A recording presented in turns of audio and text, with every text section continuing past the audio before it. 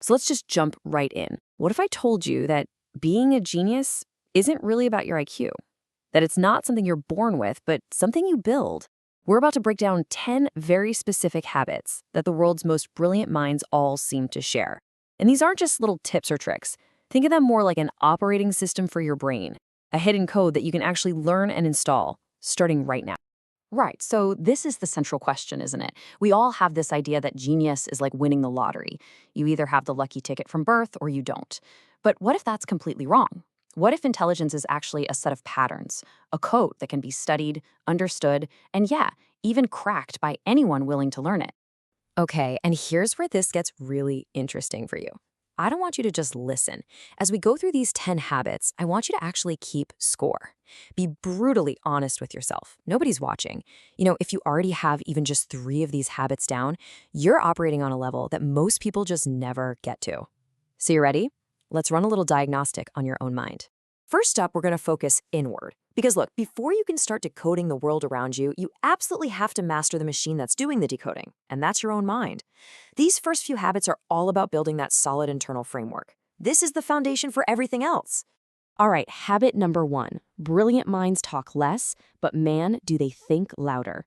You ever meet someone who takes that long, almost kind of awkward pause before they answer a question? Well, you might think they're slow or they're not sure what to say, but what's really happening is something called rendering. Psychologists actually call it internal verbalization. Just think about Abraham Lincoln. People who worked with him said he was agonizingly slow in meetings. He'd just sit there in total silence while everyone else was arguing. But that silence wasn't empty. It was a workshop where he was hammering out his ideas until they were rock solid. And this, right here, shows you the difference perfectly. Most of us, we speak to think. We use talking as a way to figure out our own thoughts. It's kind of like a messy public first draft. The genius brain, though, it does the opposite. It runs a full-on mental simulation. It drafts the idea, it edits it, it stress tests it for weaknesses, and only then does it publish the final thoughts. It's the difference between thinking out loud and speaking with total intention. Okay, this one is tough. I'd argue it's probably the most painful habit on this entire list. Most people, we spend our whole lives building up and defending our egos. Brilliant minds, they do the exact opposite. They're on a mission to systematically destroy their own ego. And why would they do that? Well, think about it. You can't fix an engine if you keep lying to yourself about which part is broken. And your ego, it is the biggest liar of them all. You want to see this in action? Look at the story of Ray Dalio. Back in '82, he was this hotshot investor. He went on TV, he was super confident, and he bet everything he had that the US economy was about to collapse. And he was spectacularly wrong. I mean, total public humiliation. He lost everything. He actually had to borrow $4,000 from his dad just to pay the bills. Now, this is where the genius move happens. Instead of blaming the market or bad luck, he looked in the mirror and said, I was arrogant. That one moment of brutal, radical truth, that ego death, became the founding principle of his company, Bridgewater Associates, which he then built into the largest hedge fund on the planet. In the world we live in, right, with all the notifications, the pings, the constant noise, silence is a luxury. But for a genius, it's not a luxury, it's a tool. It's an absolute necessity. It's not about just putting up with the quiet, it's about actively craving it. For decades, Bill Gates has been famous for his think weeks. Twice a year, he'd just disappear. He'd go to a cabin in the woods, no internet, no phone, just a stack of books and papers. He understood something fundamental. Your brain cannot process deep, complex ideas when it's constantly reacting to shallow, urgent noise. That silence is where the real work happens. It's where all that chaotic information finally gets sorted into a breakthrough. Okay, let's move on to our next section. So once you've got that internal world disciplined and sorted out, the next step is turning your focus outward. But here's the thing. Genius minds don't see the same world that you and I do.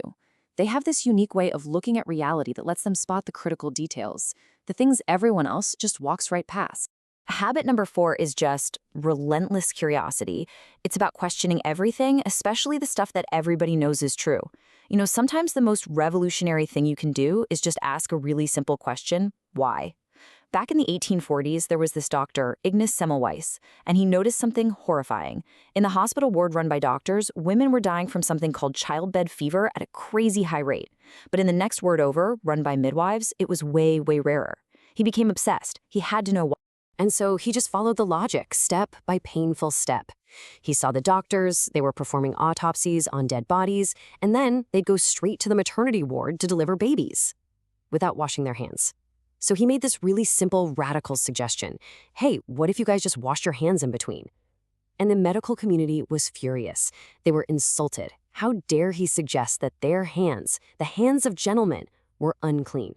They mocked him, they fired him, and he actually ended up dying in an asylum. It was tragic. But years later, of course, he was proven right. He had basically discovered germ theory, all because he asked a simple question about a pattern everyone else just accepted as normal. Okay, habit number 5. For most of us, a frustrating problem is just an annoyance, right? Something to avoid. But to a genius, that same feeling of frustration is like a seduction. It's an invitation. In 1962, this professor named Robert Kearns was driving his car in a light rain, and the constant, nonstop slapping of the windshield wipers was driving him absolutely crazy. Now, most of us would just, turn up the radio and forget about it. But for Kearns, this tiny little inefficiency was a puzzle he just couldn't let go of. He obsessed over it, asking, the human eye doesn't blink at a constant rate, so why should a car's wipers? And that obsession, that love of frustration, is what led him to invent the intermittent windshield wiper. While most of us see the world as just a series of random one-off events, brilliant minds see something totally different.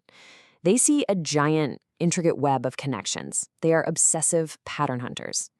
Back in 2005, a doctor-turned-investor named Michael Burry was doing something incredibly boring.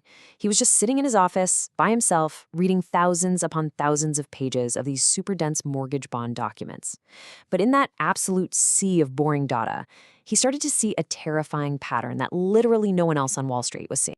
He saw that these huge bonds, the ones being sold as rock-solid, super safe investments, were secretly stuffed full of millions of terrible, high-risk home loans that were absolutely guaranteed to fail. He realized the entire global financial system was a house of cards, just waiting to fall.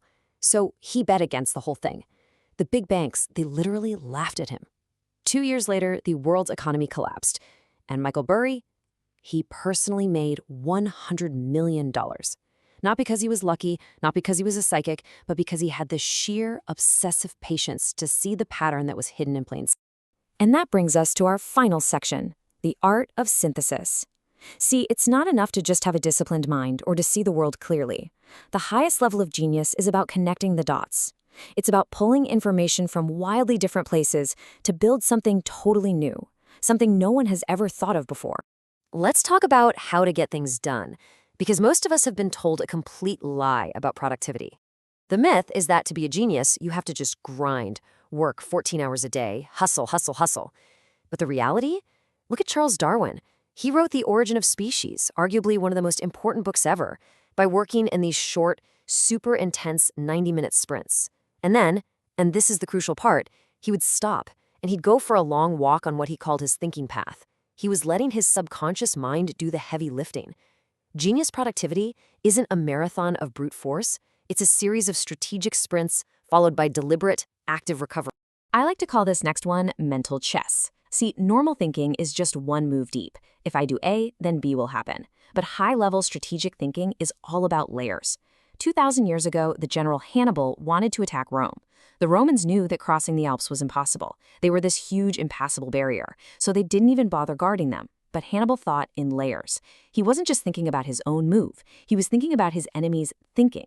He knew what they expected, so he did the one thing they believed was impossible. He marched an entire army, complete with war elephants, right over the top of the mountains. He trapped them by using their own assumptions against them. Habit number 9 is all about how you learn. Charlie Munger, the legendary partner of Warren Buffett, he didn't just read books about finance. He studied everything. He read about physics to understand equilibrium, biology to understand evolution and survival, history to see patterns of human mistakes, psychology to understand why people make irrational choices. He called this building a latticework of mental models. And the lesson here is so profound. If you only ever read books from your own field, you will only ever think like everyone else in your field. True breakthroughs come from cross-pollination. And that brings us to our final habit, number 10. The ultimate test of how smart you are isn't using big, complicated jargon to sound impressive. It's the exact opposite. The Nobel Prize-winning physicist Richard Feynman, they called him the great explainer. He had a very simple rule. If you can't explain a complex idea to a child, it means you don't really understand it yourself. True intelligence isn't about making simple things sound complicated. It's about having such a deep understanding that you can make complicated things sound beautifully simple. So, after going through these 10 powerful mental habits, we've come full circle, right back to you. It's time for one last honest look in the mirror.